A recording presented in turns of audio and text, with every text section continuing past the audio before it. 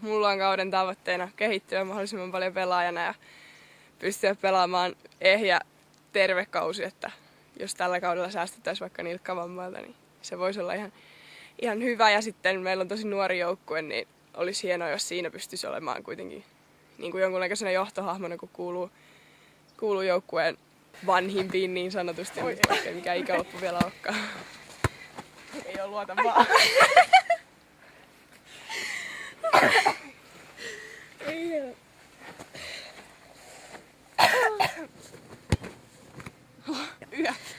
No mulla on kauden tavoitteena saada hyviä pelejä aikaan, että meillä on tosi nuori joukkue, mutta että kuitenkin sujuisi ihan mahdollisimman hyviä. Kehittyä vielä pelaajana mahdollisimman hyvin, että kyllä tässä varmaan kauden aikana kehittyykin vielä. Ja justiin sitten, että mäkin kuulun joukkueen vanhimpiin pelaajiin, että siinä saisi olla vähän johtohahmona ja kannustaa muita.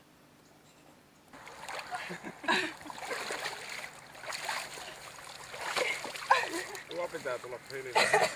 Oi ei, joka housuit vattuille. Sisään taskuun täällä vettä.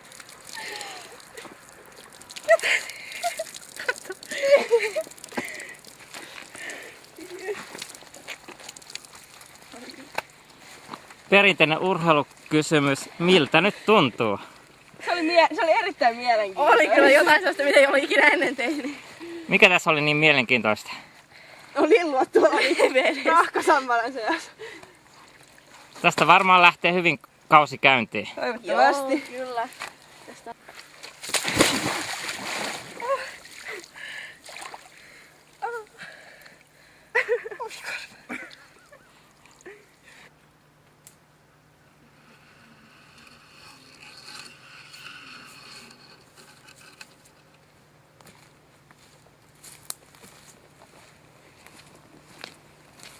Joukkuettahan on nyt rakennettu viime kaudesta lähtien, eli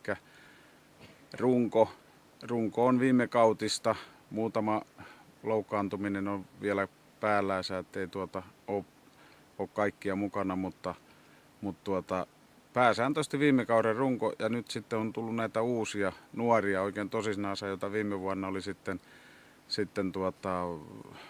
niin kuin kehityspelaajana, niin niitä on nyt sitten ajettu sisälle tässä koko syksy, ja nyt joukkueessa on käytännössä 12,5 sopimuspelaajaa tällä hetkellä, ja sillä lailla ollaan hirviä matka edellä viime kautista, että viime kaudella 13. syyskuuta vasta päätimme lähteä, että varmistuu, että lähdetään sarjaa pelaamaan, ja nyt on likat jo 2 kuukautta reenannut, ylittekin 2 kuukautta jo reenannut, ja se, että reeneissä on ollut paljon pelaajia, niin kertoo siitä sitoumuksesta ja innosta, millä ollaan lähdetty, ja sanotaan nyt, että taustat on ainakin vähintäänkin yhtä vahva kuin viime kaudella, mutta vahvemmatkin, että siinä on muutama saatu kaveri lisää, ja nyt on saatu sitten valmennusta, on saatu Janne ja